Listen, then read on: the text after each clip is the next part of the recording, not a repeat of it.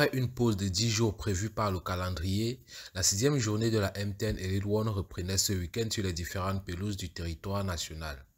Nous suivrons particulièrement le duel entre le Canon Sportif de Yaoundé et la Dynamo Club de Douala au stade Amadou Ahidjo de Yaoundé.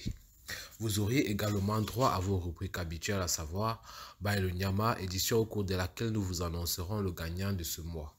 Et aussi votre rubrique d'Amba du Quad, dans laquelle nous posterons les vidéos que vous nous envoyez. Avant de débuter avec les rencontres de la poule A, marquons une pause pour la première rubrique, à savoir Baye le Nyama. Le mois dernier, c'est le maillot d'APGS de Fou qui était à gagner. Pour remporter le maillot, il vous suffisait juste de vous abonner, de liker, partager et de commenter sous nos différentes vidéos « Je veux gagner le maillot ». Vous auriez peut-être été l'heureux gagnant de ce mois. Hervé Caraf est dans le regagnant du jeu concours du mois dernier. Nous le prions de contacter la rédaction de Dambactu pour entrer en possession de son lot. Pour ce nouveau mois, c'est le maillot de l'Aigle Royal de la Ménois qui sera mis en jeu. Pour le gagner, il vous suffira juste comme d'habitude de vous abonner, de liker, partager et de commenter sous nos différentes vidéos « Je veux gagner mon maillot » et vous serez peut-être le regagnant du prochain. Débutons cette poule A au stade Omnisport Amadou Ahidjo où la colonne sportive du Sud et l'AS Fortuna se sont séparées sur le score de 0 but partout. Statu quo au classement pour les deux équipes qui restent respectivement 8e et 9e de cette poule. Au stade M10 Arena de Mbouda, le deuxième Bamboutos Football Club de Mbouda accueillait la lanterne rouge, l'Aigle Royal de la Ménois.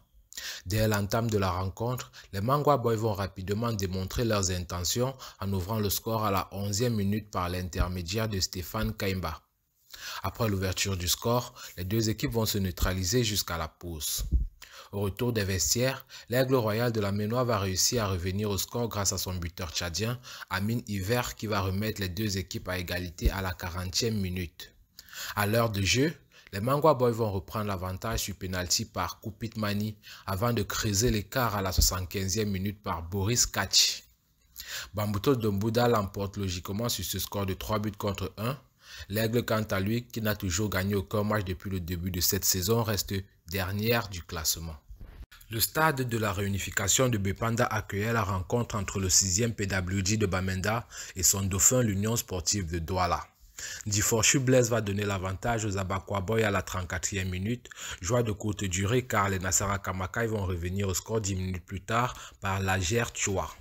Après l'égalisation, le score n'évoluera plus jusqu'à la fin de la rencontre. Notons que les deux équipes ont manqué chacun un penalty dans ce match. Rappelons qu'à match avancé de cette 6e journée dans cette poule A, les Astres de Douala et la Gazelle Fa de Garoua ont fait match nul au stade de la réunification de Bepanda.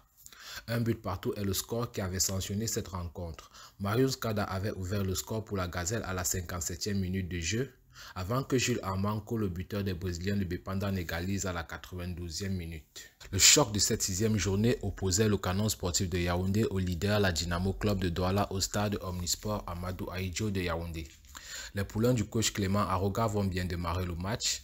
Ils vont dominer cette entame et seront logiquement récompensés à la 40e minute par Ngona Tiachi qui va ouvrir le score et donner l'avantage au Bon Bajop à 5 minutes de la fin de la première période. En deuxième mi-temps, le Canon Sportif de Yaoundé va revenir et montrer beaucoup plus de caractère en se créant quelques occasions. Ils vont finalement trouver la faille à la 69e minute par Fred Benga qui va égaliser pour les Mekok Mengonda. Après l'égalisation, les deux équipes vont resserrer le jeu, évitant de prendre un but qui sera fatal pour chacune d'elles. Mais la Dynamo va finalement s'en remettre à son buteur providentiel Lionel Ateba, qui va inscrire le but de la victoire à la 92e minute de jeu. Score final, 1 but contre 2 pour la Dynamo de Douala qui reste leader de cette poule. Canon Sportif, quant à lui, occupe la 4e place au classement. Avant de passer aux résultats de la poule B, marquons une autre pause cette fois pour la rubrique d'Amba du Quad. Cette semaine, la vidéo nous vient du quartier Obili à Yaoundé.